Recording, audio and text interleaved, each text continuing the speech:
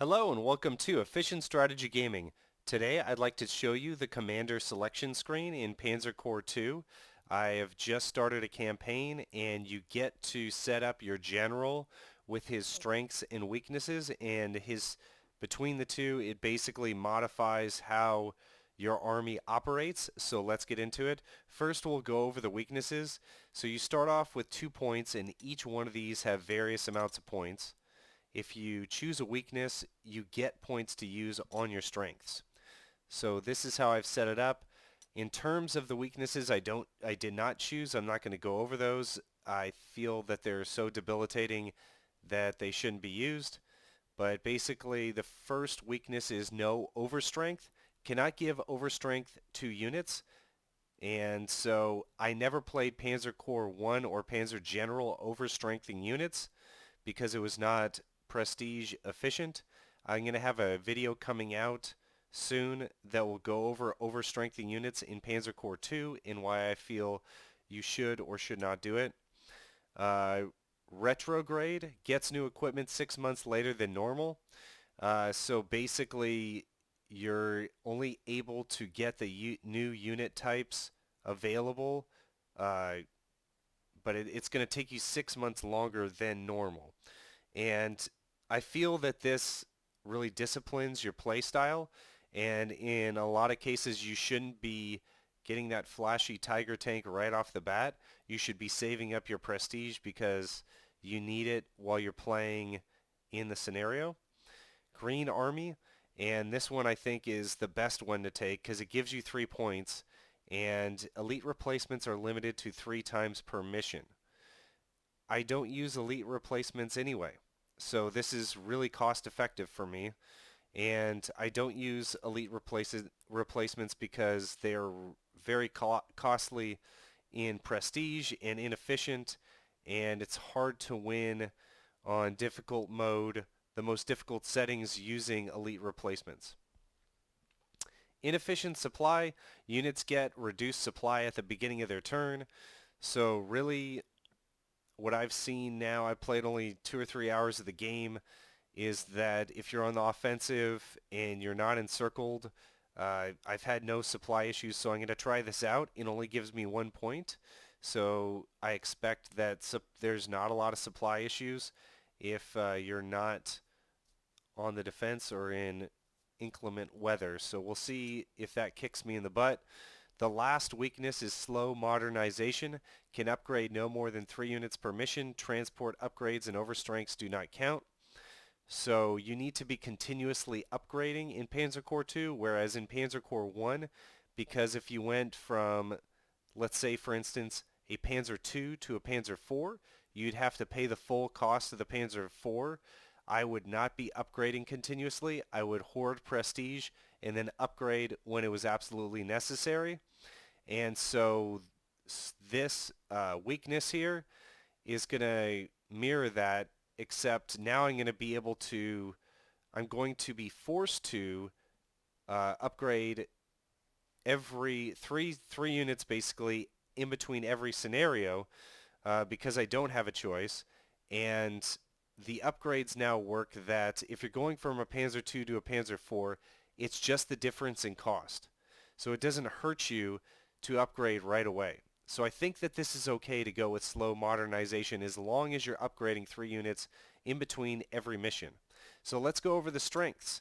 Infantry General gives you 25% less slots on your infantry units. Panzer General gives you 25% slots on your tank units.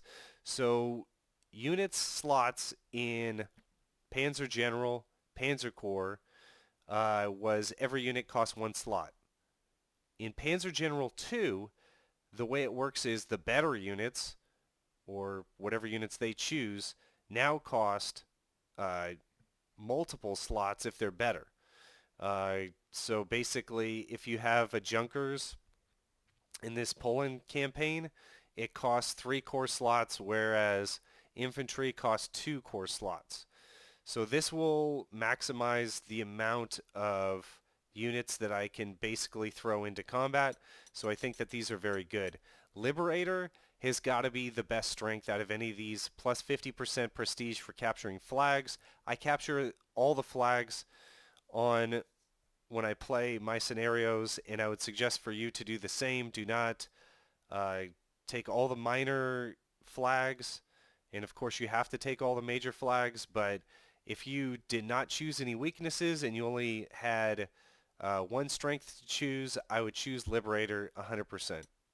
And this is probably necessary to win the game on harder modes. Operational Initiative, all units get +4, 3, 2 on the first 3 turns, and then +1 initiative on all subsequent turns. So this is really huge because you're going to be able to snowball off of this.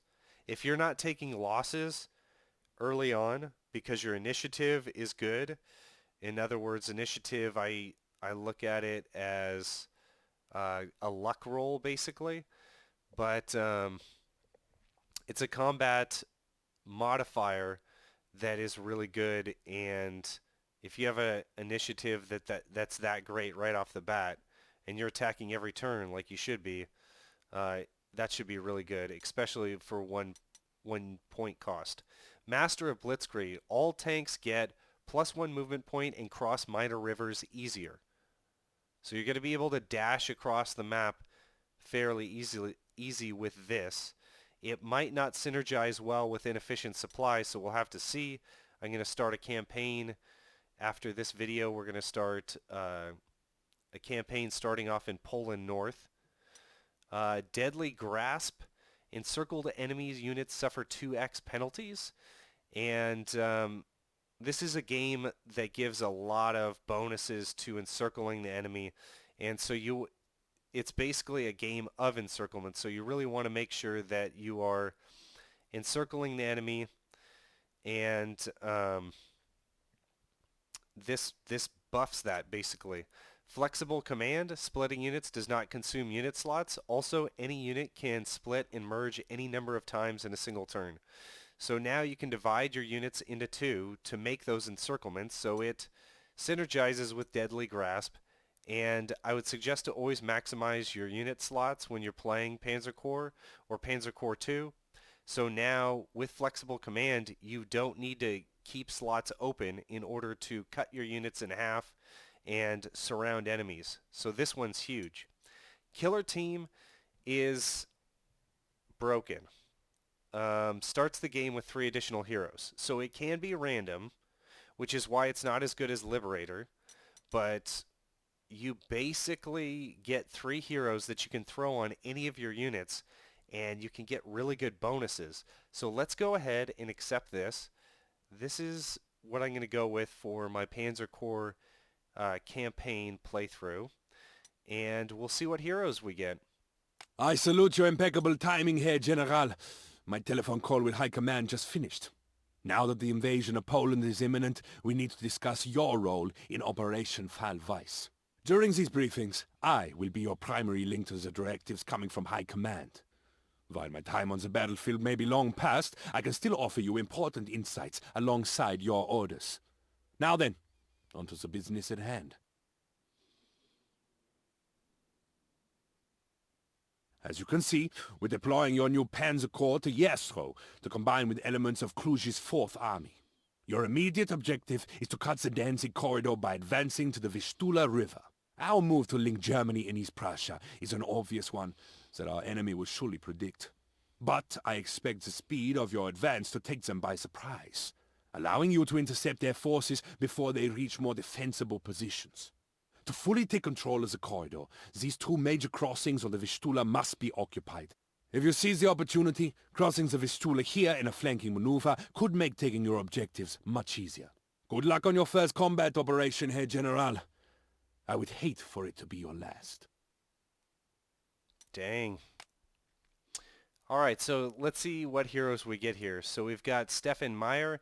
Rapid Fire makes 1.5x more shots than normal and consistently deals 1.5x damage to the target. This trait does not affect ammo spending. The unit still consumes 1 ammo per attack. So this would be really good if you put this on a tank, because you're attacking at 1.5x damage. That's really good. Double support provides support fire twice for each enemy attack. So you would want that on a fighter, or an anti-tank gun or an artillery, because I think they all give you battlefield support. I'd probably put it on an artillery piece. So the fighters now changed. The fighters can attack more than once in support of, like if they're defending a bomber, for instance. This just allows them to attack twice within that one attack. So that is very powerful. Distraction. Enemy units next to this unit do not provide support fire. So that's pretty cool. So all the buffs that you get for like encirclement, mass assault, and artillery support are taken away. So as you can see, these heroes are very powerful and should, I would definitely take that trait, that general trait. So that's all for this video, guys. I'm going to come out with a video next on overstrengthening your units. Please leave a like and subscribe if you enjoy this type of content, and I'll see you on the next one.